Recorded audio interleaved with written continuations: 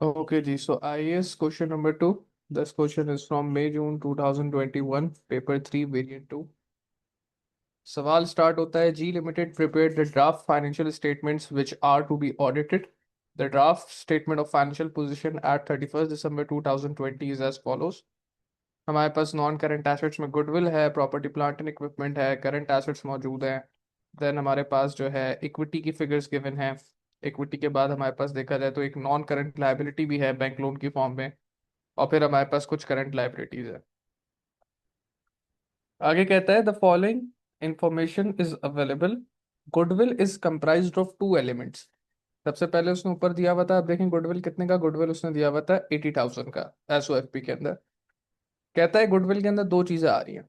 1 जनवरी 2020 को, अच्छा ये फाइनेंशियल स्टेटमेंट वैसे 31 दिसंबर 2020 की है, लेकिन कह रहा है 1 जनवरी 2020 यानी कि साल के एंड स्टार्ट पे G Limited acquired a partnership business and a goodwill valued at 30,000 was recorded.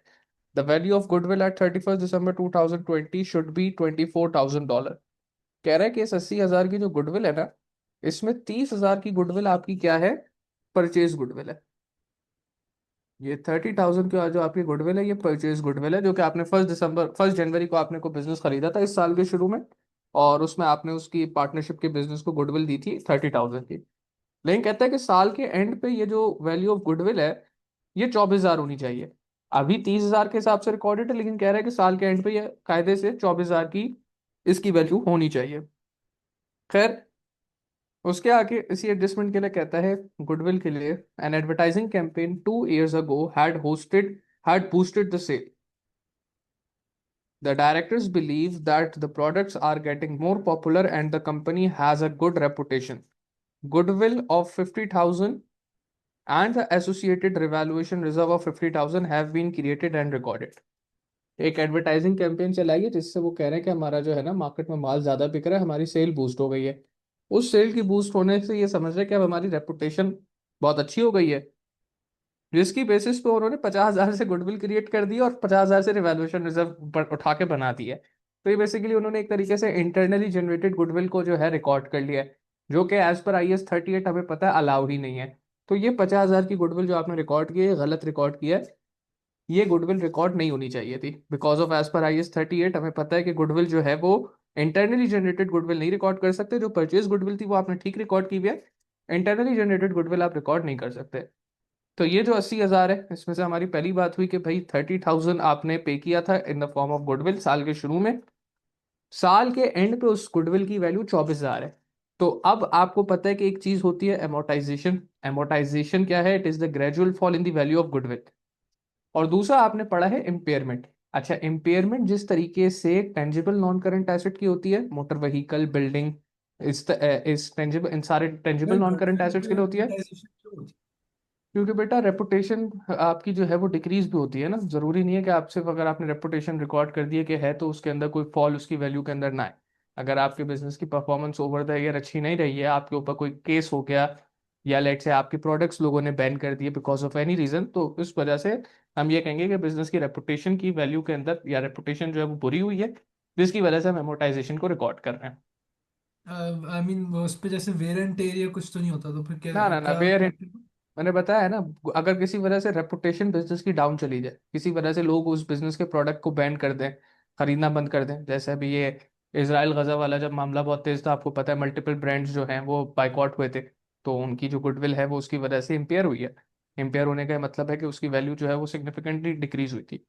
Amortise तो ये कि ग्रेजुअली जो है वो बिजनेस की परफॉर्मेंस पूरी सी पूरी होती जा रही है, और लोगों को वो बिजनेस पसंद नहीं आ रहा और उसकी रेपुटेशन बदतर होती जा रही है. लेकिन जब हम इम्पेयरमेंट की बात करते हैं तो हम ये कहते हैं कि भाई अगर तो सिग्निफिकेंटली ज्यादा डिक्रीज आ गया है गुडविल की वैल्यू के अंदर, तो फिर वो क्या है, वो बिजनेस की, जिस तरीके से नॉन करंट एसेट्स के अंदर इम्पेयरमेंट आती है, उसी तरीके से बिजनेस की गुडविल के अंदर क्या आ रही है, इम्पेयरमेंट आ रही है. So goodwill is said to be impaired if there has been a sudden significant fall in the value of goodwill. तो यहाँ पे अब आपके पास जो गुडविल की वैल्यू थी, जो कि साल के शुरू पे 30,000 थी, उसने सीधा सीधा एंड पे कहा है कि उसको कितने पे ले जाओ, 24,000 पे ले जाओ. कि साल के एंड पे उसकी वैल्यू गुडविल की कितनी हो गई, 24,000 हो गई. 30,000 में से अगर आप 6,000 से गुडविल की वैल्यू डिक्रीज कर रहे हो, तो ये वो नहीं है, amortization नहीं है, ये gradual fall in the value of goodwill नहीं है. या आपकी गुडविल किसी मेजर रीजन की वजह से गुडविल क्या हो गई है, इम्पेयर हो गई है, जिसकी वजह से साल के शुरू में जो गुडविल 30,000 की थी वो साल के एंड पे 24,000 की हो गई है। उसका एक रीजन ये हो सकता है, बहुत कॉमन सा, कि आपने जब पार्टनरशिप को एक्वायर किया तो हो सकता है आपकी पार्टनरशिप के साथ आप उसको अपने बिजनेस के साथ उस पार्टनरशिप को इंटीग्रेट ना कर सके हो, जिसकी वजह से बिजनेस की जो आपकी एक्वायर्ड बिजनेस था, पार्टनरशिप थी, उसकी गुडविल डिक्रीज हो रही है।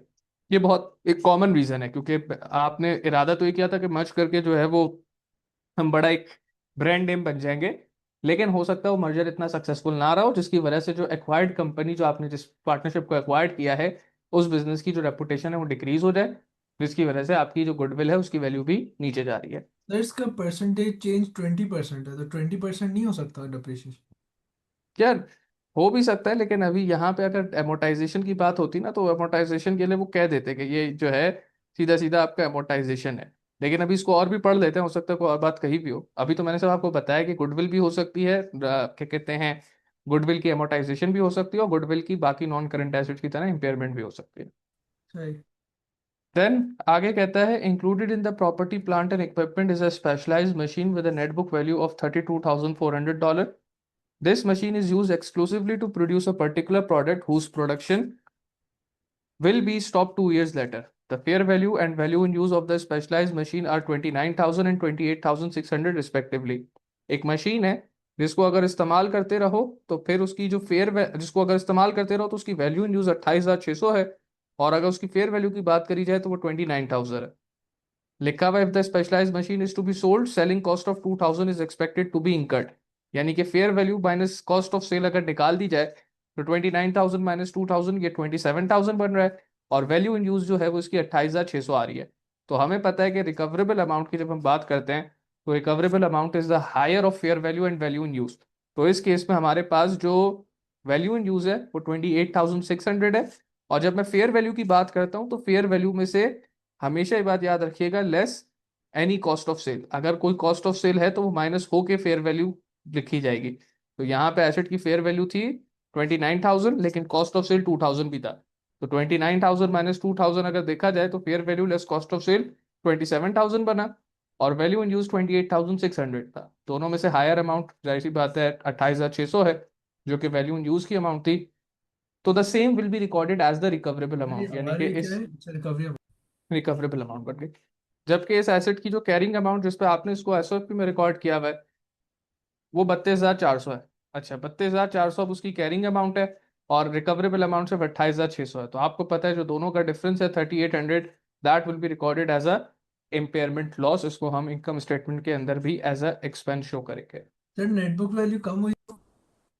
हाँ, तो फिर तो बस वो फिर कोई इम्पेयरमेंट लॉस नहीं है, बस फिर आप इग्नोर कर दोगे उस बात को। अगर रिकवरेबल अमाउंट ज़्यादा है और क्या कहते हैं कैरिंग अमाउंट कम है, तो उस केस में एसेट कैरिंग अमाउंट पे रिकॉर्ड रहेगा, आपका कोई इम्पेयरमेंट लॉस बुक नहीं होगा। तो इससे रेवेन्यू नहीं बन सकता? नहीं नहीं नहीं, ऐसा कुछ। अच्छा, adjustment 3, inventory includes one product which had been accounted for at the selling price of 40,000. The markup for this product is 25%. एक प्रोडक्ट को आपने सेलिंग प्राइस के अंदर इंक्लूड किया हुआ है 40,000 पे, और उसका मार्कअप 25% है, तो हमें निकालना पड़ेगा इसकी कॉस्ट कितनी थी। हमें मार्कअप का रेशो पता है, मार्कअप हमें पता है कॉस्ट पे अप्लाई होता है।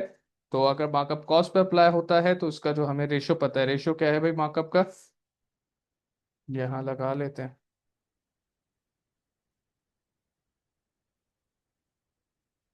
ये रहा मार्कअप का रेशो। मार्कअप का रेशो हमें पता है कि मार्कअप कॉस्ट पे अप्लाई होता है, तो जो कॉस्ट है मैंने उसको 100 का रेशो दे दिया, और जो सेलिंग प्राइस है उसको मैंने 100 प्लस मार्कअप दे दिया, और मार्कअप की परसेंटेज 25% गिवन थी। तो जो गुड्स जिनकी सेलिंग प्राइस 40,000 है, क्रॉस मल्टीप्लाई किया आपने, देखो 40,000 टाइम्स 100 डिवाइड बाई 125, उनकी कॉस्ट कितनी निकल के आ गई, उनकी कॉस्ट निकल के आ गई $32,000। ये क्या रिप्रेजेंट कर रहा है कि कुछ गुड्स ऐसे हैं आपकी इन्वेंट्री के अंदर, आपकी इन्वेंट्री की वैल्यू कितनी है, 88,000 है, ठीक है। इस 88,000 की इन्वेंट्री के अंदर कुछ गुड्स सेलिंग ऐसे प्राइस हैं। का? जी सेलिंग प्राइस का है? बेटा, ये 40,000 सेलिंग प्राइस है ना, for the selling price of 40,000, अच्छा। एडजस्टमेंट 3 में लिखी हुई है। और उस पर जब मार्कअप 25% का लगा के उसकी कॉस्ट निकाली तो वो निकल के आ रही है 32,000, यानी कि ये गुड एक्चुअली में, ये गुड जो इनकी कॉस्ट है 30,000 उस पर रिकॉर्ड होने चाहिए थे, जबकि अपनी सेलिंग प्राइस 40,000 पे रिकॉर्डेड है, यानी कि ये 8,000 से ज्यादा पे रिकॉर्डेड है। तो हम अब अपनी इन्वेंट्री की वैल्यू को क्या करेंगे, हम इन्वेंट्री की वैल्यू में से $8,000 क्या कराएंगे, माइनस करके शो करेंगे।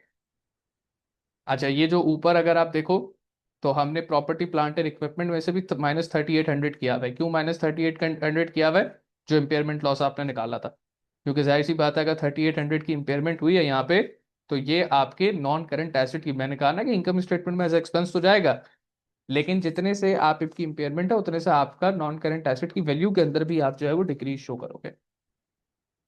सिर्फ फेयर ठीक है, वैल्यू और मार्केट यूज के लिए लोग क्या वर्ड यूज करते हैं? यही वैल्यू इन यूज का ही वर्ड यूज किया ना। आप देखो, तो फेयर वैल्यू के लिए फेयर वैल्यू का और वैल्यू इन यूज के लिए वैल्यू इन यूज का ही वर्ड यूज किया है, सेम मतलब वर्ड यूज इसके किया। अलावा नहीं कहते, डायरेक्ट बता देते हैं। सेलिंग फेयर वैल्यू के लिए सेलिंग प्राइस भी इस्तेमाल हो सकता है वैसे, लेकिन वैल्यू इन यूज तो डायरेक्टली बताते हैं। सही। Adjustment 4G Limited started providing for doubtful debts in 2020. A provision for 4% have been made. A credit customer owing 15,000 had been declared bankrupt and the whole amount had to be written off. 15,000 का एक bed date हुआ है, ठीक है, और कह रहा है कि इसने डाउटफुल डेट चार्ज करना स्टार्ट किया कितने का? 4% का। और किस साल से? 2020 से। करंट ईयर भी कौन सा है? 2020 का ही है। यानी कि this was going to be the first year जिसमें आप पीबीडी का परसेंटेज चार्ज करोगे। और 15,000 का जो है वो कह रहा है बेड डेट है which had to be written off, यानी कि आपने इसको राइट ऑफ कराना है। तो अगर पीबीडी की वर्किंग हम करें तो हमारे पास ट्रेड रिसीबल कितने का है? 187,200 का ट्रेड रिसीबल है। 187,200 के ट्रेड रिसीबल में से आपको पता है कि भाई हमारा जो पीबीडी का रेट है वो किस पे अप्लाई होता है? नेट ट्रेड रिसीबल पे अप्लाई होता है। और नेट ट्रेड रिसीबल का फॉर्मूला क्या है? Trade receivable minus bed date. तो मैं सबसे पहले ट्रेड रिसीबल की जो फिगर एसओएफपी में गिवन है उसमें से जो बेड डेट उसने बताया हमें जो राइट ऑफ होना है वो माइनस कराऊंगा, और फिर जो पीबीडी की परसेंटेज है वो मैं अप्लाई कर दूंगा। ये काम मैंने ये इधर किया हुआ है।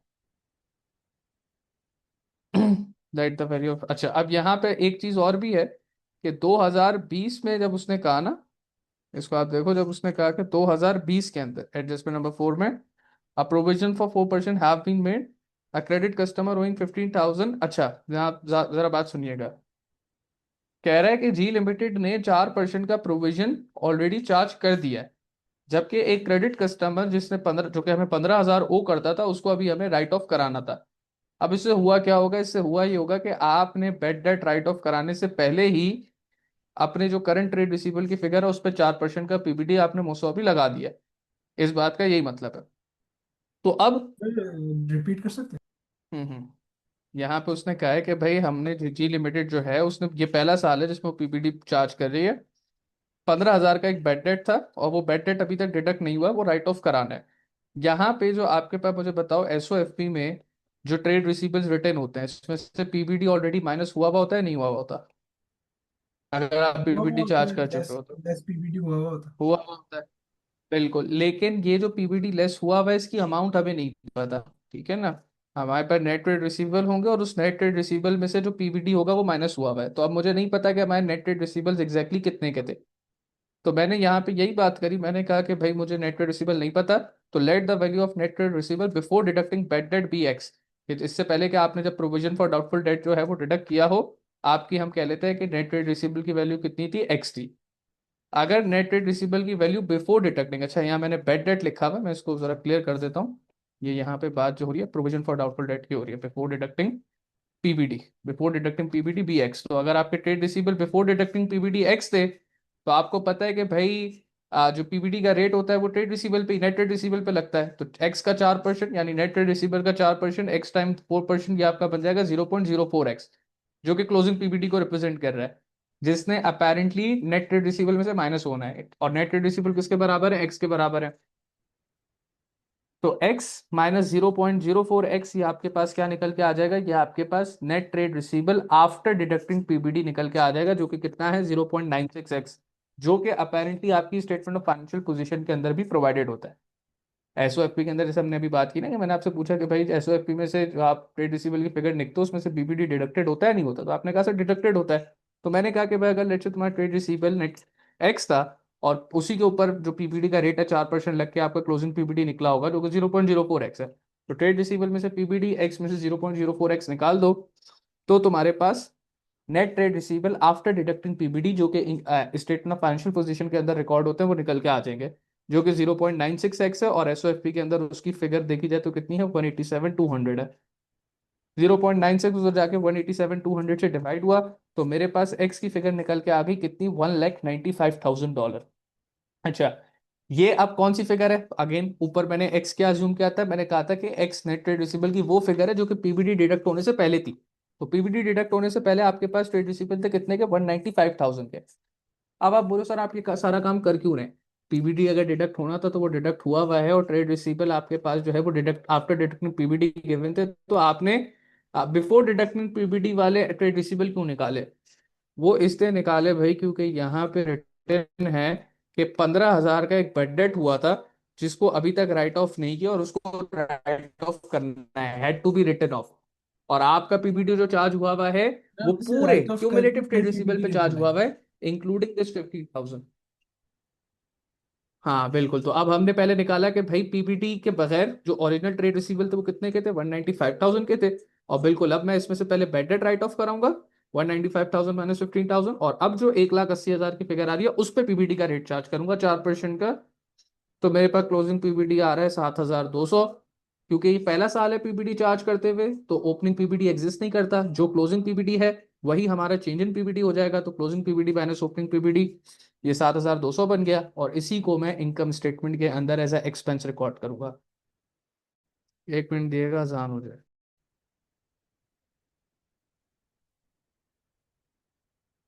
अच्छा जी, तो हमारे पास जो है ये चेंज इन पीबीटी निकल के आ गया कितने का? $7,200 का हमने देखा चेंज इन पीबीटी निकल के आ गया। इससे पहले जो पीबीटी चार्ज था वो गलत चार्ज हुआ हुआ था, क्योंकि आपने टोटल ट्रेड रिसीवर के ऊपर वो पीबीटी चार्ज किया हुआ था। 15,000 का बेड डेट जो माइनस हो के पीबीटी चार्ज होना था, वो 15,000 का बेड डेट आपने माइनस ही नहीं कराया था। तो हमने इसीलिए इनिशियल ट्रेड रिसीवर की फिगर निकाली, उसमें से फिर बेड डेट को माइनस कराया, और जो फिर एक्चुअल नेट ट्रेड रिसीवर की फिगर आई उसके ऊपर रेट लगाया, रेट लगा के हमारे पास क्लोजिंग पीबीटी आया। और हमने देखा कि भाई अच्छा ओपनिंग तो था ही नहीं, तो क्लोजिंग माइनस ओपनिंग जो भी चेंज इन पीबीटी 7,200 का था। और अगर एसओएफपी में बात करी जाए तो अब एसओएफपी के अंदर 180,000 जो कि आपका नेट ट्रेड रिसीवेबल है, माइनस जो आपका क्लोजिंग पीबीटी निकला 7,200, जो नेट फिगर आ रही है which is net trade receivable after deducting PBT 1,72,800 की, ये figure statement of financial position के अंदर एज ट्रेड रिसीवेबल की फिगर लिखी जाएगी, ना कि ये वाली जो कि आपके पास 187,200 लिखी। तो ये गलत फिगर लिखी हुई थी। अच्छा, फिर आगे फिफ्थ एडजस्टमेंट में कहता है 1/5 of the bank loan will be repaid in 2021। आपके पास टोटल बैंक लोन देखें कितने का है? 1 लाख का है, और उसमें से कह रहा है 1/5। 1/5 का मतलब होता है 20%। 20% बैंक लोन कह रहा है कि भाई हमने कब रीपे करना है? 20% बैंक लोन हमें 2021 में रीपे करना है। अच्छा, 1 लाख का 20% कितना बनता है आपको पता है? 20,000 बनेगा। 20,000 का बैंक लोन कह रहा है 2021 में पे करना है। आप 31 दिसंबर 2020 में खड़े हो, और आपको अगर 20,000 2021 में पे करना है, तो ये जो 20,000 जो कि आपने अगले ही साल यानी कि विद इन ईयर रीपे करना है, यह आपकी करंट लाइबिलिटी बन जाएगी, और बाकी का 80,000 आपका as a non current liability record रहेगा। तो यही बात मैंने यहाँ मेंशन कर दी है कि भाई अगर 1/5 आपने बस विद इन ईयर पे करना है तो वो करंट लाइबिलिटी में जाएगा, और बाकी का जो 80,000 बचा वो आपका नॉर्मल नॉन करंट लाइबिलिटी ही ट्रीट होगा। सर बाकी 80,000 इस साल में नहीं पे करना, ये वो बताया थी। वो इस साल नहीं करना है ना, उसने कहा सिर्फ 1/5 जो है वो 2021 में रीपे करना है अपकमिंग ईयर में। तो उसके बाद का जो है वो आने वाले उसके बाद वाले सालों में पे करना होगा। तो उसके बाद राइट। वाले सालों में पे करना है तो 1 ईयर से ज्यादा का टाइम पीरियड है ना, तो it will still be classified as non current liability. अच्छा, पार्ट ए में कहता है state 3 features of financial statements which show a true and fair view. आ सबसे पहले तो it should be free from omissions and error, उसके अंदर कोई फ्रॉड नहीं होना चाहिए, और उसके अंदर जो है वो फैक्चुअली करेक्ट इन्फॉर्मेशन जो है वो दली हुई होनी चाहिए। देन सर ये पॉइंट 1 और 3 में क्या फिर? Free from omission and error, factually correct information. यार ये बात आपकी वही है कि आप जो स्टेट कर रहे हो ना वो बात जो है वो ठीक होनी चाहिए। उसके अंदर अब ये समझो पॉइंट 1 2 को मिला के एक बात है कि फैक्चुअल जो आपकी इन्फॉर्मेशन है वो ठीक होनी चाहिए, क्योंकि वन में कह रहे हो ओमिशन एरर ना हो, दूसरे में कह रहे हैं फ्रॉड ना हो, तीसरे में अगर आप फैक्चुअली करेक्ट इन्फॉर्मेशन है तो अपेरेंटली उसके अंदर को ओमिशन को एरर को फ्रॉड नहीं होगा, तो वो फैक्चुअली करेक्ट इन्फॉर्मेशन ही होगी। तो मोर और लेस सर सेम थिंग। मैं अगर सिर्फ ये लिख दूं कि इट कंप्लाइज विद IAS 1 तो मार्क मिलेगा? यार ट्रू एंड फेयर व्यू को ना फॉर्मेट से ताल्लुक नहीं होता। हाँ, अगर तुम ये लिख दो कि it should be compliant with all international accounting standard तो फिर मार्क्स शायद मिल जाए तुम्हें। क्योंकि अकाउंटिंग स्टैंडर्ड इसीलिए है कि आपका business true and fair view दिखाए। सिर्फ IAS 1 की बात करोगे तो वो तो फॉर्मेट्स की बात करता है ना।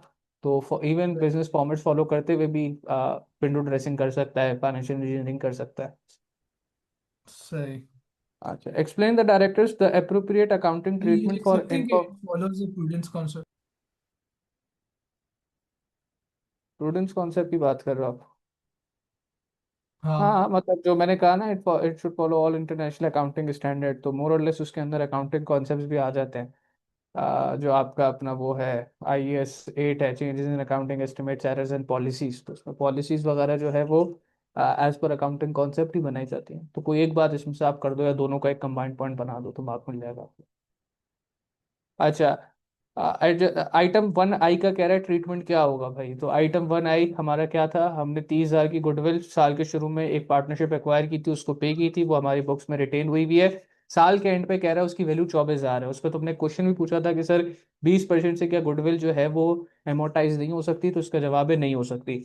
आपको जब मैं IAS 38 पढ़ा था, मैंने क्या बताया था कि नॉर्मल भी जो आप गुडविल, अगर लेट से कुछ नहीं भी है बात, तो आप नॉर्मली गुडविल को ओवर 20 ईयर्स एमोटाइज करते हो। तो इस पूरा सवाल हमने अभी पढ़ लिया। एमोटाइजेशन की कोई बात नहीं है, और मैंने ये बात क्लियरली कही हुई थी कि अगर पूरे सवाल के अंदर कहीं एमोटाइजेशन आपको ना बताई हो कितने सालों पे, तो 20 सालों पे होगी। 20 सालों पे एमोटाइजेशन का क्या मतलब है कि आप हर साल 5% से गुडविल को डेप्रिशिएट कर रहे हो, एमोटाइज कर रहे हो। इस केस में गुडविल 20% से जो है वो उसकी वैल्यू डिक्रीज हो रही है। तो that is not a gradual fall in the value of goodwill, but rather it is impairment. हाँ, कहीं पे अगर वो ऐसी बात कह देता जिससे ये पता चल जाता, लेट से वो कहता कि मैंने गुडविल को 5 सालों में एमोर्टाइज ना करना है, तो आइटम फिर। वन आई कहाँ लिखा है? यार तुम जो हो ना बिल्कुल, ये रहा बना है गुडविल वाला जो पढ़ा था सबसे पहले। अच्छा, तो गुडविल वाला IS 38 होता जी, नई है। इंफॉर्मेशन है। IAS 38 आपके पास जो गुडविल वाला था, अब उसके अंदर हमने क्या बात करी कि 30,000 पे जो अब बात करे थे उसको खरीदा था, और अब 24,000 पे लेके जा रहे हो, तो आपने कहा था कि 20% से डिक्रीज हो रहा है, क्या वो अमोर्टाइजेशन में आएगा? अगर तो वो कह देता कि हाँ भाई हम 5 सालों पे गुडविल की वैल्यू को डिक्रीज कर रहे हैं या अमोर्टाइज कर रहे हैं, तो फिर तो मैं कह सकता था। नॉर्मल केस सिनेरियो में जहाँ ऐसी कोई बात नहीं है, और वहां पे गुडविल की वैल्यू अगर 20% से डिक्रीज हो रही है, तो वो अमोर्टाइजेशन नहीं है, but rather it will be considered as impairment of goodwill. ठीक है, तो हमने यही बात लिखा। आइटम 1I के लिए हमने सबसे पहले मैंने आपको बताया IAS का नंबर देना है, IAS का नाम देना है। तो IAS 38 intangible assets goodwill 30,000 represents purchase goodwill, so it can be maintained in the books of accounts. पहले मैंने बात बताई कि क्योंकि परचेज गुडविल है तो आप इसको बुक्स ऑफ अकाउंट्स में मेंटेन कर सकते हो। Through at 31 December 2020 it should be included in the SOFP at 24,000 because of 6,000 of impairment during the year. मैंने इसको इम्पेयरमेंट क्यों लिखा है, एमोटाइजेशन क्यों नहीं लिखा, ये मैं आपको बता चुका हूँ। इम्पेयरमेंट होती है ड्रास्टिक फॉल, एक बहुत सिग्निफिकेंट फॉल आया है। गुडविल की वैल्यू अगर आपकी 20% से डिक्रीज हो गई है एक ही साल में, तो ये ड्रास्टिक फॉल है, एक सिग्निफिकेंट फॉल है। इसको एमोटाइजेशन में कंसीडर नहीं किया जाएगा अनटिल एनलेस, जैसे मैंने कहा कि सवाल में अगर वो कह देता कि भाई हमारा एमोटाइजेशन का रेट ही 20% है, या हम गुडविल को 5 सालों में एमोटाइज कराना चाह रहे हैं, तो फिर मैं इसको एमोटाइजेशन में रेफर करता। अदर देन दैट अगर कोई बात नहीं कही, तो हमें उसको एमोटाइज 20 सालों पे कराना था। 20 साल के एमोटाइजेशन का मतलब पर एनम 5% से गुडविल की वैल्यू के अंदर डिक्रीज आएगा। इस केस में 20% से डिक्रीज आ रहा है, तो दैट इज वाई हम इसको कह रहे हैं कि ये इम्पेयरमेंट ऑफ गुडविल हुई है, और इसको अब हम SOFP के अंदर सिर्फ और सिर्फ $24,000 पे रिकॉर्ड करेंगे। तो 20 साल वाला क्या स्टैंडर्ड है? 20 साल अगर कोई बात ना हो नहीं होगी, तो फिर 20 साल वाला स्टैंडर्ड फॉलो किया जाएगा, बिल्कुल गुडविल से रिलेटेड। इवन लास्ट सवाल जो हमने अगर किया था, उसमें तो खैर सवाल के अंदर ही लिखा हुआ था कि जो इंटेंजिबल नॉन करंट एसेट है उसको 20 सालों पे अमोर्टाइज करो। लेकिन अगर नहीं भी लिखा हुआ होगा और अमोर्टाइजेशन हमें करनी है, तो फिर हम 20 सालों पे करेंगे। अच्छा, अगर इसमें एमोर्टाइजेशन हो रही होती तो हम IS 8 की बात करते। नहीं नहीं, IAS 38 की बात करते हैं। गुडविल से related, intangible non current asset से रिलेटेड जितनी भी बातें हैं वो सारी IAS 38 में है। अमोर्टाइजेशन की बात भी उसी में, और अपना क्या कहते हैं इम्पेयरमेंट ऑफ गुडविल तो खैर इम्पेयरमेंट वाले के अंदर ये कि 36 और 38 दोनों अप्लाई हो रहा है, लेकिन जब तक गुडविल की बात हो रही है, इंटेंजिबल नॉन करंट एसेट की बात हो रही है, तो हम IAS 38 को ही रेफर करेंगे। अच्छा, फिर आइटम 1 2 था। अच्छा, नहीं, 1 2 लेकिन क्या? डेप्रिसिएशन से रिलेटेड कुछ होता है तो अकाउंटिंग पॉलिसीज वाला वो नहीं आता? वो नहीं, डेप्रिसिएशन से रिलेटेड कुछ होता है तो वो फिर वैसे IAS 16 होता है, प्रॉपर्टी प्लांट एंड इक्विपमेंट, और वो भी फिजिकल नॉन करंट एसेट्स के लिए। लेकिन हाँ, जहाँ तक डेप्रिसिएशन की पॉलिसी रेट्स और मेथड्स की बात है, तो उसके लिए IAS 8 होता है। तो it self depreciation tangible non current asset की प्रॉपर्टी प्लांट इक्विपमेंट IAS 16 है। उसकी पॉलिसी वगैरह मेथड रेट वगैरह वो सब IAS 8 है। लेकिन जहाँ तक इनटेंजिबल नॉन करंट एसेट की बात है, तो वो सारा का सारा IAS 38 है। अच्छा, आइटम 1 2 के अंदर जो है भाई, बात फिर ये हुई थी कि आपने कैंपेन चलाई थी और उसकी बेसिस पे आपने 50,000 की गुडविल खुद से रिकॉर्ड कर दी थी, तो वो इंटरनली जनरेटेड गुडविल है, उसको हम बुक्स ऑफ अकाउंट के अंदर मेंटेन नहीं कर सकते, तो हमने यही बात लिख दी, IS 38 intangible asset goodwill internally generated goodwill should not be recorded nor maintain in the books of account, therefore there would be no revaluation reserve of $50,000, क्योंकि उसने कहा था गुडविल भी क्रिएट किया 50,000 के, उसके साथ उसको जाहिर सी बात है डेबिट एंट्री बनाने के साथ जो क्रेडिट एंट्री बनाई है, तो हमने रिवैल्यूएशन रिजर्व को 50,000 से क्रेडिट कर दिया है, विच इज कम्प्लीटली रॉन्ग। आप as per IS 38 internally generated goodwill को मेंटेन नहीं कर सकते। अच्छा, आइटम 2 क्या था? आइटम 2 जिसकी हमने वर्किंग भी करी थी, इम्पेयरमेंट ऑफ एसेट हो रही थी, उसमें वैल्यू जो वैल्यू इन यूज थी वो 28,600 थी, और एसेट की जो क्या कहते हैं कैरिंग अमाउंट थी वो 32,000 थी, इनफैक्ट 32,000 से भी शायद थोड़ी ऊपर थी। एसेट की कैरिंग अमाउंट 32,400 थी, और जो उसकी रिकवरेबल अमाउंट हमने आइडेंटिफाई करी थी वो क्या थी, वो 28,600 थी। तो this is as per IS 36, हमने नाम दिया as per IS 36 impairment of asset. If the carrying amount of asset is if the carrying amount of asset exceeds the recoverable amount, then impairment loss should be recorded. Since machine had a carrying amount, जैसे मैंने दिखाया $32,400 की, जबकि उसकी recoverable amount सिर्फ $28,600 की थी, दोनों का जो डिफरेंस है it was booked as impairment के अंदर एज अ एक्सपेंस रिकॉर्ड कर लेंगे। सर ये जो IS का नंबर है इस पे भी मार्क होता है? यस, नंबर और नाम दोनों लिखना होता है आपको। अच्छा, फिर पार्ट सी में कहता है prepare the revised statement of financial position at 31 December 2020 using the available information. तो हमारे पास सबसे पहले गुडविल गिवन था, गुडविल 80,000 पे गिवन था, 50,000 तो इंटरनली जनरेटेड था, वो तो किसी खाते पे ही नहीं आता, उसको तो लिखना ही नहीं है। बचा 30,000 जो परचेज गुडविल था, तो उस पर हमारी बात हो गई है कि 6,000 की इंपेयरमेंट हुई है गुडविल की, और अब साल के एंड पे गुडविल 24,000 से रिकॉर्ड होगा, तो हमने गुडविल को 24,000 से रिकॉर्ड किया। प्रॉपर्टी प्लांट एंड इक्विपमेंट की जहां तक बात है, तो उसमें इंपेयरमेंट की जो अमाउंट है वो माइनस होगी। वैसे प्रॉपर्टी प्लांट एंड इक्विपमेंट 5,44,000 पे था, लेकिन जो इम्पेयरमेंट हुई है 3,800 की वो इसमें से माइनस हो जाएगी, तो 544,000 माइनस 3,800 की जो हमने इम्पेयरमेंट कैलकुलेट की है, तो ये बन रहा है 5,40,200। इस पे हमारा प्रॉपर्टी प्लांट एंड इक्विपमेंट आ जाएगा। नॉन करंट एसेट का टोटल लिख दिया। फिर आ सर जाएंगे हमारे करंट गुडविल एसेट। 6,000 थी ना इम्पेयरमेंट? गुडविल पे 6,000 इम्पेयरमेंट थी, यस, तो आपने 30 में इस से पे ऐड होके 6,000 इम्पेयरमेंट निकाल के। लॉस आएगा बाद में, वो आई मीन अगर इनकम स्टेटमेंट। हाँ हाँ हाँ, आप उसको ऐड करा के भी दिखा सकते हो, या अलग अलग भी बता सकते हो, impairment of intangible asset and impairment of tangible asset. फिर आपके पास क्लोजिंग इन्वेंट्री थी। क्लोजिंग इन्वेंट्री आपके पास वैसे इनिशियल SOFP में 88,000 रिटर्न थी, लेकिन हमने देखा उसमें से 8,000 माइनस हो रहा है बिकॉज ऑफ एडजस्टमेंट नंबर 3, जिसके अंदर हमने देखा था कि एक इन्वेंट्री जो है कुछ गुड्स की सेलिंग प्राइस पे 40,000 पर रिकॉर्डेड है, जबकि उनकी एक्चुअल कॉस्ट हमने कैलकुलेट की थी तो वो $32,000 मार्कअप के रेशो से निकल के आ रही थी। तो 8,000 से इन्वेंट्री ओवर स्टेटेड थी, 8,000 से माइनस करा लेंगे, 88,000 माइनस 8,000 आपके पास। रिसीवेबल का काम हमने कर लिया है, PBT वाली वर्किंग जो हमने सारी करी थी ये रही। PBT की वर्किंग के अंदर आप देखें हमारे पास SOFP के अंदर हमने देखा था कि भाई अब ट्रेड रिसीवेबल कितने के आएंगे, 1,72,800 के आएंगे। और किस बेसिस पे कहा था? हमने कहा था कि जो हमारे अपडेटेड नेट ट्रेड रिसीवेबल है वो 1,80,000 के हैं, और जो हमारा बेड डेट, जो हमारा प्रोविजन फॉर डाउटफुल डेट है क्लोजिंग, वो 7,200 है। दोनों को माइनस करा के SOFP की फिगर हमारी निकल रही थी $1,72,800। तो हम यहाँ पे